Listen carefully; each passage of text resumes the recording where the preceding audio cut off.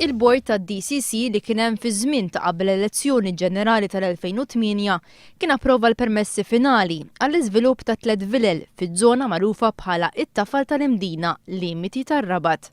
L-approvazzjoni tal-permessi saret nhar is-26 ta' Frar tal-2008, 10 jiem biss qabel l-aħħar elezzjoni ġenerali.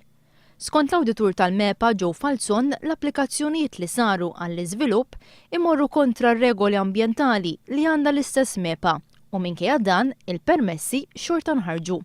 L-applikazzjoni mal-MEPA li msemmi żvilupp kienet saret għall-ewwel darba fl-1998 fejn dak iż-żmien kienet ġiet irrifjutata. U bl-istess mod kien ġie rrifjutat l-appell li sar mill-iżviluppaturi. Bir-raġuni li ngħatat kienet li ż-żona tat-Tafal tal-Imdina hija green area, jiġifieri li ma jistax isir żvilupp fiha. It-Tafal tal-Imdina hija żona skedata bħala waħda ta' importanza arkeoloġika. Fil-2002 reġgħet saret applikazzjoni oħra għal bini ta' 3 vilel bil-case officer dik is-sena stess irrakkomanda li tiġi rrifjutata minħabba l-effetti ħżiena fuq l-ambjent li jġib dan l-iżvilupp.